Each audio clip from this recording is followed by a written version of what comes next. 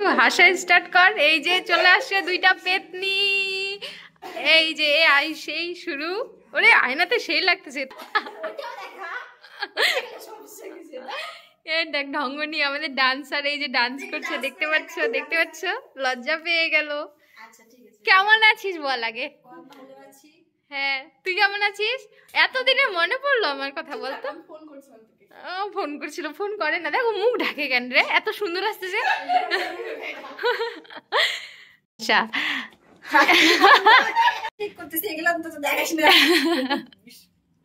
যখন ব্লগ তোর অন করছে তখন তোর এগুলা কথা বলার কি দরকার? বাবা কেটে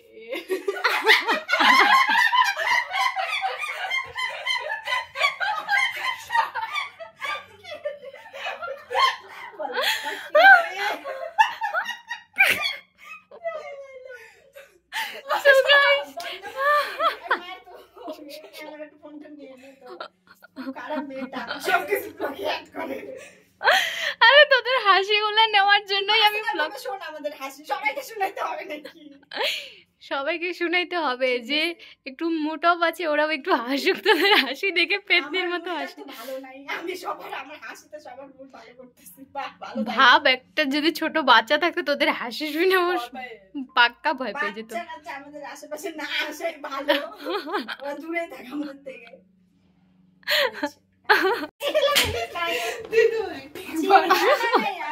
বিয়ে দিয়ে বলছি, বিয়ে দিয়ে ভালো ভালো মোমেন্ট ক্যাপচার, এরকম ব্যাপার। ক্যামেরাম্যান আগে हाजिर आगे बोलते बारे तो ठीक है भैया, कैसे हो आप? बढ़िया बढ़िया बड़े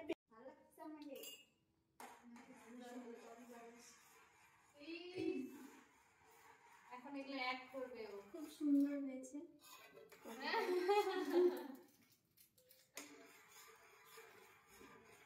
এখন দিয়ে দিব চিনি। ও সব লাস্টে চিনি দেয়। আসলে কি আছে? ওই কয় চামচ চিনি খাই বল? আমি আমারটাতে 1 চামচ। পরে চিনি লাগলে নিজেরা নিয়ে নেবেন।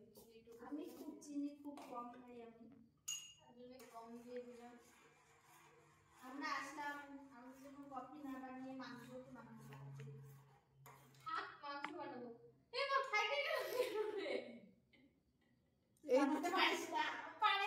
না না, এই দুধ তার জন্য নাকি? আরে হিমু দুধ তার জন্য, এটা দুধ তাই নাকি? ছাকবি না জিনিসটা, ডাইরেক্ট দিয়ে দিচ্ছিস।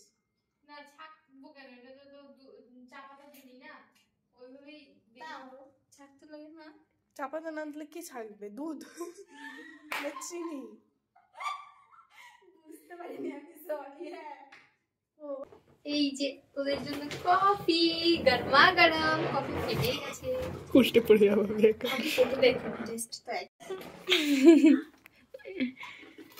খুব সুন্দর এটা বানিয়েছিস, প্যাকেট করাই ছিল এইজন্য এত টেস্টি। তুই বানালে এত টেস্টি। আয় আয় আয় কফি একটা সরা, একটা কফি খা খা বৌদি ঘাটিয়া। সো গাইজ রুমে কফি খেয়ে বেরিয়ে পড়ছি, ক্যাফেতে যাব এই কারণে। আর এই যে রিয়া কৃষ্ণা ওরা বলছিল যে চল একটু বাইরে থেকে ঘুরে আয়, সারাদিন ঘরে ঢুকে থাকিস, তো এই কারণে চলে গেলাম আবার সেই ক্যাফেটাতে। এর আগের দিন কৃষ্ণা আমি মন্দিরা যে ক্যাফেটাতে গিয়েছিলাম, তো আজকে আসছিল রিয়া পার্সোনালি আমার সাথে দেখা করতে, কারণ ওর সাথে লাস্ট দেখা হয়েছিল সেই আমার বার্থডেতে, আর আজকে দেখা হচ্ছে। তো অ্যাকচুয়ালি কি বলো তো, আগে যখন ছোট ছিলাম রোজ দিন দেখা হতো, এমন একটা বিকাল ছিল না যে আমরা দেখা করিনি। আগে খুব আড্ডা সাড্ডা মারতাম আমরা, বিকাল হলেই চাউমিন খেতে যেতাম, মোমো খেতে যেতাম, একসাথে দেখা করতাম।